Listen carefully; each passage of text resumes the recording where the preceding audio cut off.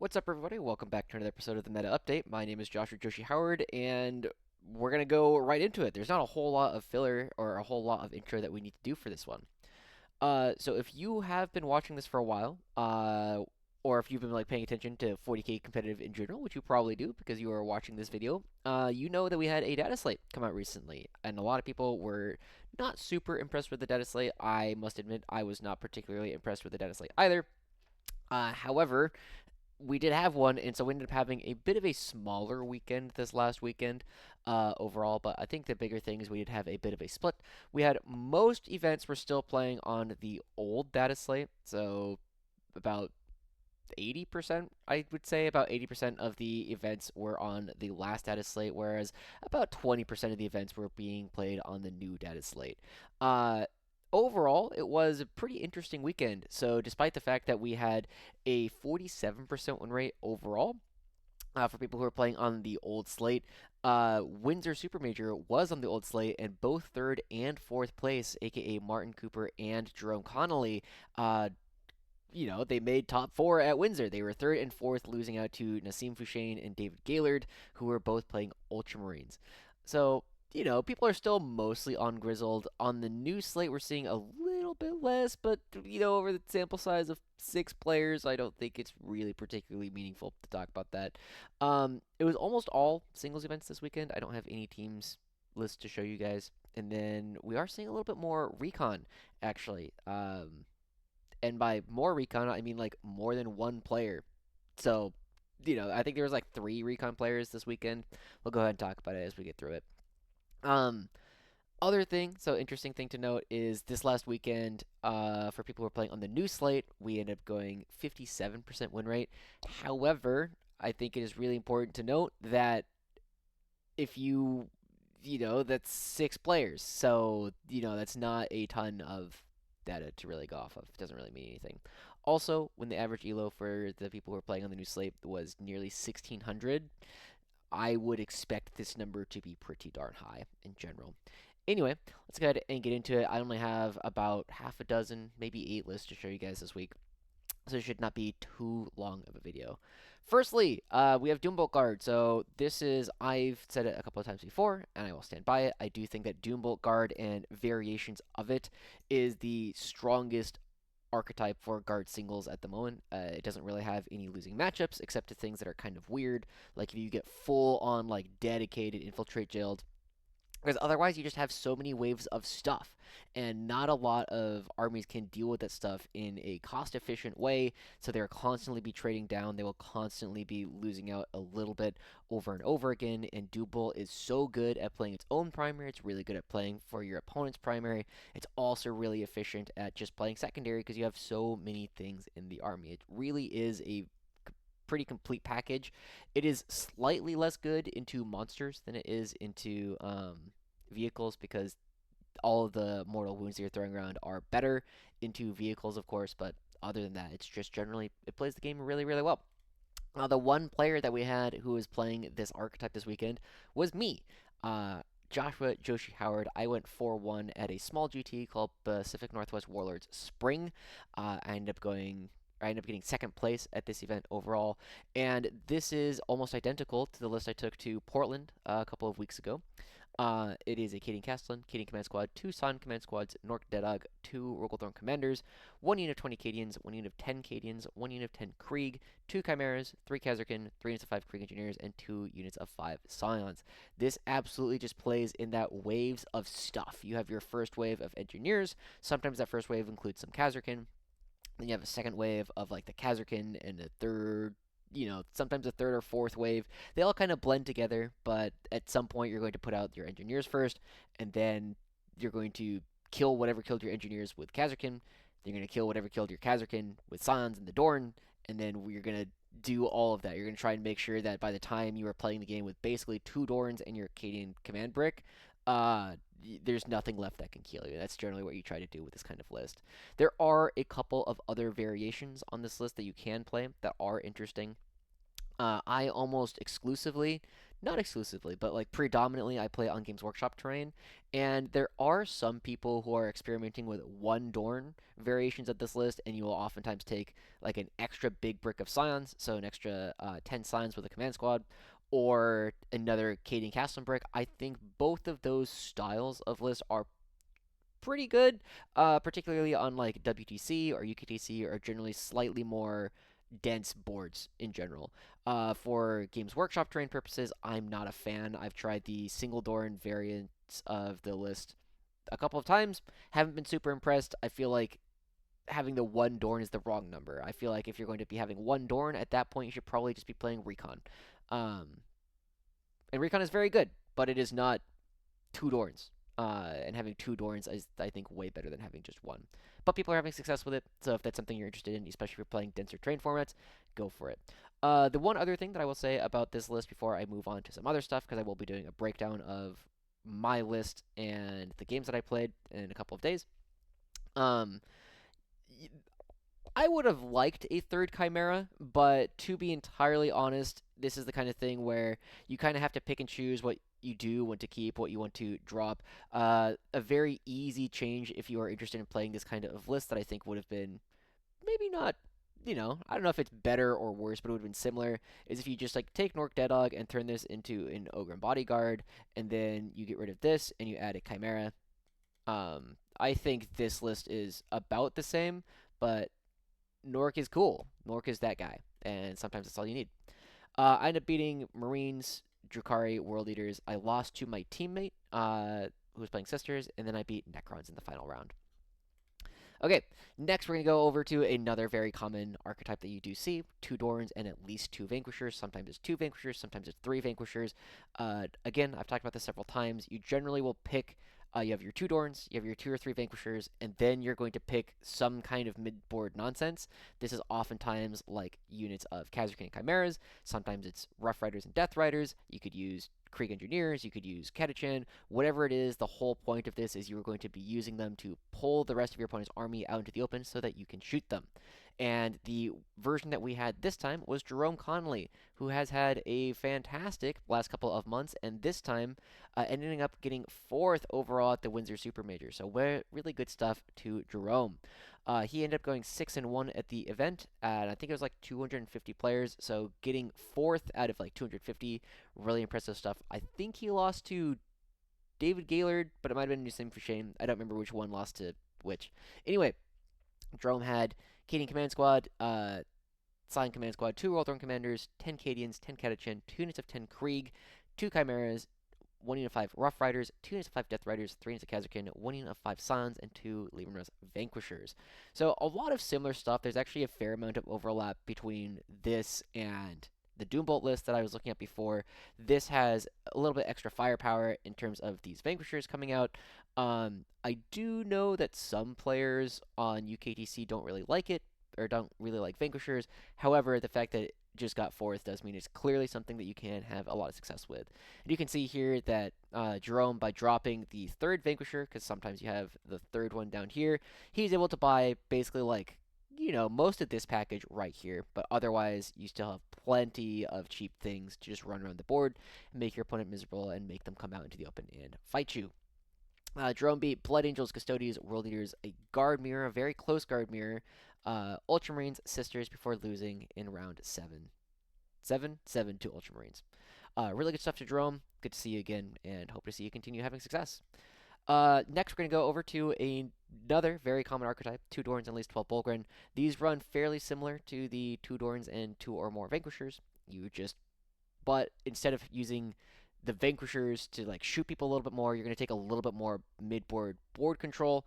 And while this tends to have it tends to win shootouts, and this is the pressure it tends to put on the game, these kind of lists generally dominate the mid-board, which makes them really, really good into a lot of Marine builds. Having 12 bullgryn does mean that armies like World Eaters or Blood Angels and a lot of Ultramarines builds really, really hate playing up against 12 bullgryn because you lose a ton of damage off of the 4-up Invul, the 6-up Philippine, and of course the -1 damage.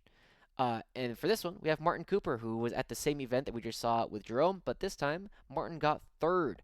So 6-1 I don't remember if he was the one that lost to Nassim, if he's the one that lost to Gaylord. Either way, getting top 4 at this event is very impressive stuff. He had a Caden command squad, Commissar with IP detail, Gonskos, 2 Rogothorn commanders, 10 Cadians, 3 units of 10 Catachan, 1 Torox, 2 units of 6 Bullgryn, 1 unit of Catachan mortars, 3 units of 5 Krieg engineers, and a Rogothorn battle tank. So this is going even more into the here's a lot of extra firepower, and he kind of makes up for it by taking the cheaper version of stuff in the midboard. So instead of having like chimeras with Kazakh inside, which do a little bit more damage on their own, he's instead going 3 units of 10 Catachan. So those get, what is it? It's 50, 45?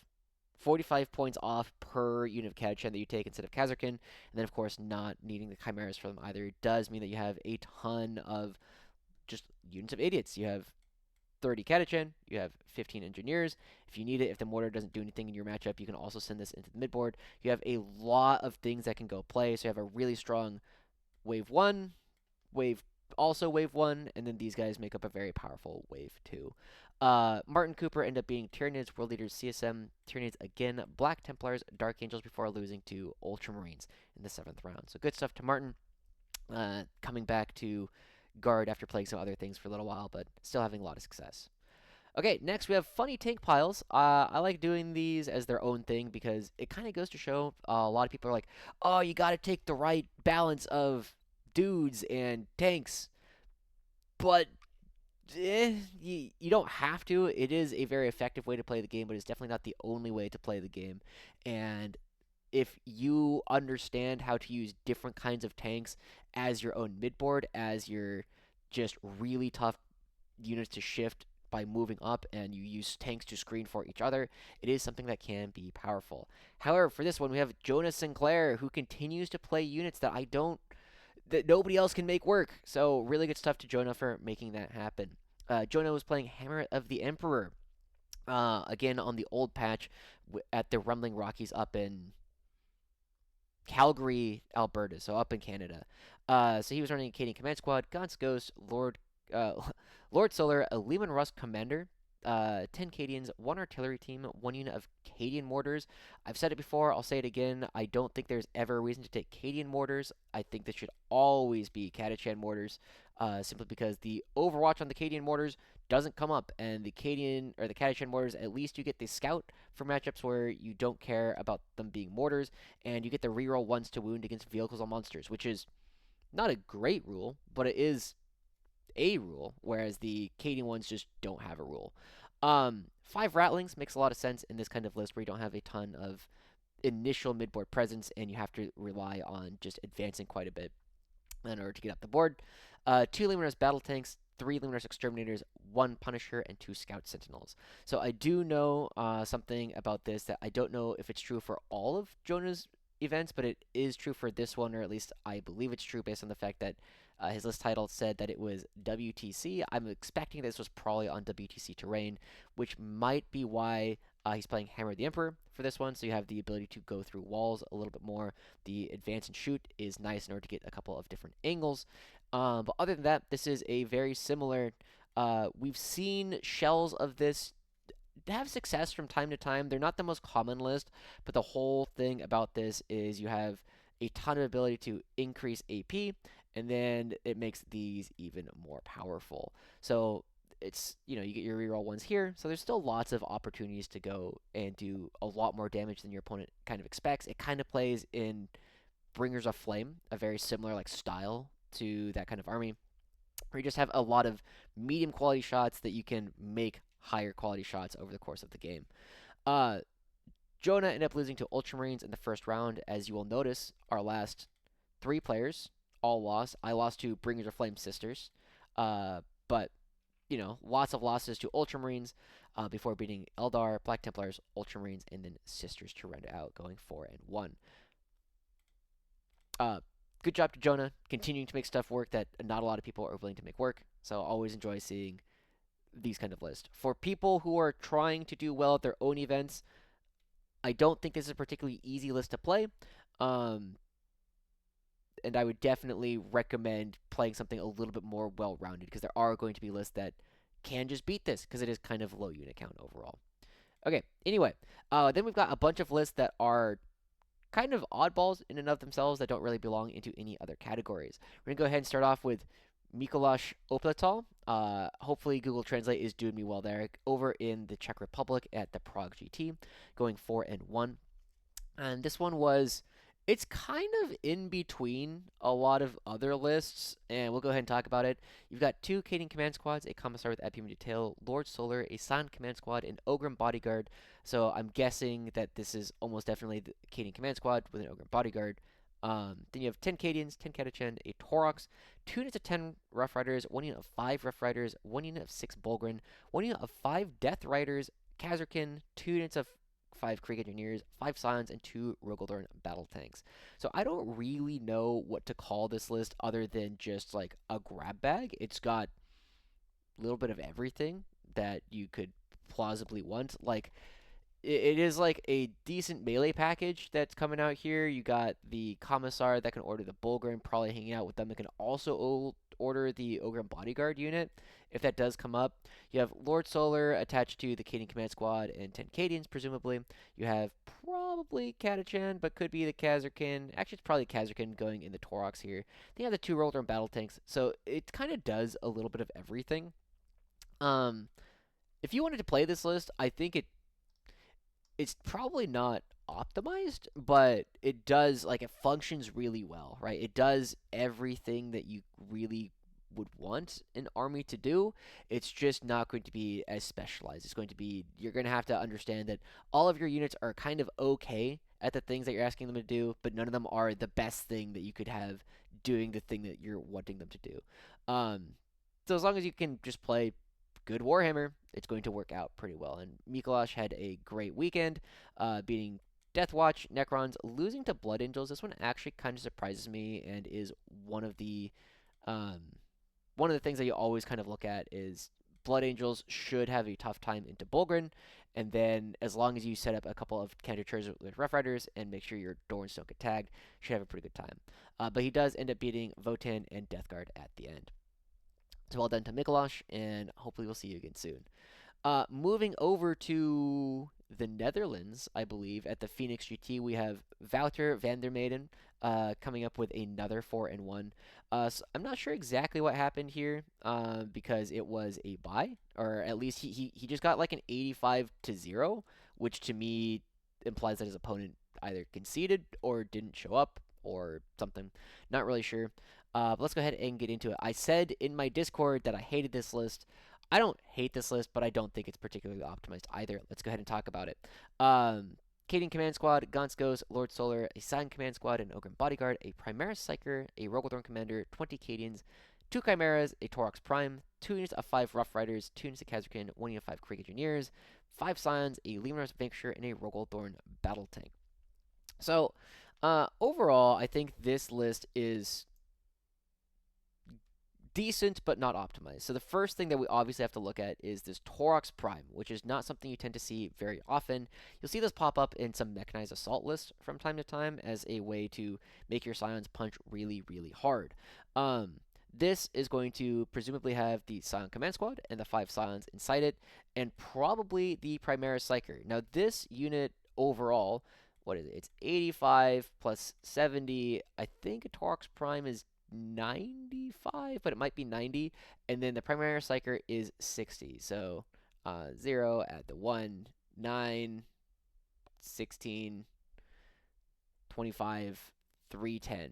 So this is my main problem with the unit, and I did play it a fair amount. I messed around with the psychers quite a bit earlier in the edition. This is 310 points, and it does a lot of damage. It does a ton of damage, especially if things are on an objective, especially because you get the reroll hits from the Taurox Prime, you get the reroll wounds from the Scions, and you get dev wounds from the Psyker, and then you get sustained. So it really does. Anything on an objective, basically at all, this is going to kill. The problem that I've always found with this unit in general is, one, 310 points is more than a Rogaldorn Commander. Even now, like, this... Back when the Rogaldorn Commanders were like 265, I think they started out as, this is a lot more points. And the thing is, as soon as you tell your opponent that, hey, this unit is going to kill literally anything you put on an objective. Mortarion, don't care. Magnus, don't care. The Endless Gift, Greater and Clean One, don't care. This unit can kill it. As soon as you tell them that, they just don't put things on objectives. Or they don't put the things that are like really big on the objectives. And so it ends up becoming a tool that is a little bit hard to use, and depending on what boards you're playing on, it won't always have the greatest access to the targets it's trying to go for. So it's really expensive, and it doesn't always get the things that you want it to get into. I generally, if I'm going to see this kind of unit, I like cutting the Primaris Psyker, where at that point, instead of 310 or 305, perhaps if I did my math wrong, it is 250 points, which is less than the Rogel Dorn, and it does almost as much. It might not entirely kill God on its own, but it's going to get you most of the way there into almost every single target. Um, and then the other big thing about like the Primaris Psyker is the invul doesn't work in melee, and by the time you are close enough to shoot things with the Primaris Psyker unit, you're probably going to get charged on the next turn, where the invul does not work. So overall, I think this is like the kind of piece that you could probably do without. And if this was like 5 more Krieg engineers here, I think I would have liked the list quite a bit better. Oh, and then you could probably turn this, get 25 points or 20 points or something. I think it's 95. I'm not sure off the top of my head. But if you end up getting like an extra 20 points and then this extra 80 points and then otherwise played the same list more or less as is, I think this list would have been even stronger. That said, Wouter ended up having a good result, going 4-1, or at least 3-1. Apparently, this one ran into clock issues, and then he ended up beating CSM Thousand Suns before losing to Thousand Suns. Now, if you had told me that you knew you were going to play against Thousand Suns multiple times in the same event, this Primaris Psyker actually looks better because it does have the. Is it a 4-up Feel No Pain against psychic attacks? It's pretty good. I'm actually gonna look that one up now. Beep beep boop boop. Primaris Psyker abilities. Yeah, 4-up Feel No Pain up against psychic attacks, and not everything in T-Suns these days has it, but there is enough where suddenly it becomes like, oh, that's interesting. It also really helps your Scintillating Legion matchup. But other than that, it is like really strong tech for matchups that we aren't generally struggling in at this point. So I think these are points that we could have saved, and by having more stuff in the midboard, we would have had an even stronger list. But well done to Wouter, and hope to see you again soon. Okay, next, going back to the Windsor Super Major, we had Alex Radford going 4-1, not making the top cut for this one, but otherwise having, again, a fairly normal, kind of like middle of the pack list. It was a Kading Command Squad, Commissar with that Pima Detail, Gaunt's Ghost, a San Command Squad with Laud Hailer. I'm sure this is just extra point filler. 2 Rogaldorn Commanders, 10 Cadians, 10 Catachin, 2 Toroxes, 2 units of 5 Rough Riders, 1 unit of 6 Bullgryn, 2 units of Kazarkin, 10 Scions, and then a Lehman Russ Exterminator. So overall, this list, again, kind of in the middle of a couple of different things. I have not been super impressed with this unit, with the 10 Scions, mostly just for a similar reason to what we were talking about with Wouter, is this unit already just kind of kills whatever, right? And then like really useful math to know is if you have the 5+5 Scions, so you have 5 Scions plus a command squad, and you shoot at this at Marines, you are going to kill on average 7 to 9 of them, not on an objective, not in cover. And then if they are on an objective, you very quickly go to 9 to 10, sometimes a character. If they are not in cover, again, you're looking at 8 to 10 most of the time. And if you pop a strat, particularly like ignores cover, you're very consistently killing 10 of these 10 Marines. So when we are already looking at this as kind of like the main job of Scions in the first place, is they're going to go and they're going to go hunt Marine bodies in particular, making them a 5+10 does the same thing but more expensive. And that's one of the big things that you hear me talk about in these videos a lot, is if you can already do the job, don't make the unit more expensive. We don't need to attach the Castellan to Kazarkin. They already kill 5 Marines, pretty decent. They already do chip damage. They can already kill like 3 8-bound or 3 flawless blades fairly consistently, especially if you're going to be willing to spend a CP on grenade. You're going to be removing your opponent's pieces that way, and we can save points in order to get another unit by doing that instead of attaching a leader or making the unit even bigger. Um, 10 Scions will probably kill you like 15 Marines, right? But if we're already killing 10 Marines, we don't. There's not a lot of 20 Marine bodies. It's like sometimes you see it in Black Templars, and that's about it. If you take them with volley guns, they are neat tech into Awakened Dynasty Necron Warriors. So that's something that you can kind of keep them in mind for, is like that's kind of the one tech that you might want to put them in. Other than that, though, I think this list is fairly well rounded. So well done to Alex Radford on going 4-1 at the Windsor Super Major. Okay, next we have our last list of the day to show you guys, and this was at the second Iberian Crypta de los Heroes by Pepe Andrew, going 4-1 and getting third place overall at their GT. And this, I think, is a carbon copy of the list that Wesley St. Hines, aka Nemo the Fish, took to Pyro Cup. If there's a difference, I didn't notice it. But it's 2 Castlins, 3 Canadian Command Squads, a Commissar, Gaunt's Ghost, 2 Ogren Bodyguards, Ursula Creed, 3 units of 20 Cadians, 1 unit of 20 Catachan, 5 units of 10 Death Corps of Krieg, 2 units of 10 Death Riders, 2 units of 10 Rough Riders, 1 unit of 5 Death Riders. That might be the one difference. I don't remember if there was the Death Riders in Nemo's list.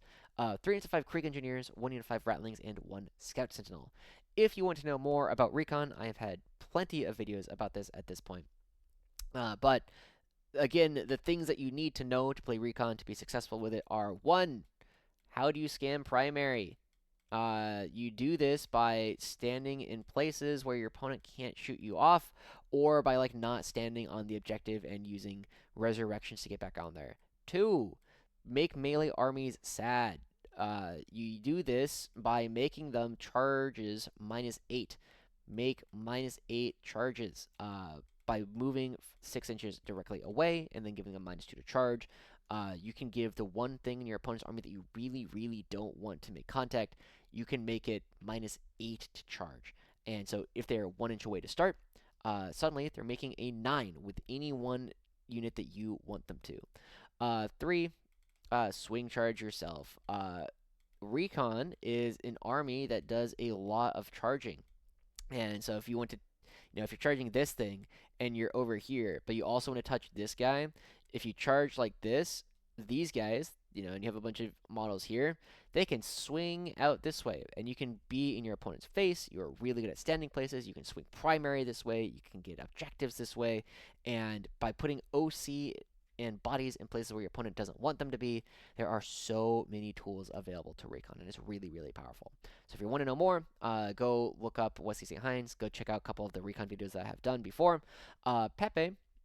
So one of the big things about playing Recon that Nemo stresses a lot is I don't care how many points my opponent is scoring, because I'm going to score 100 points.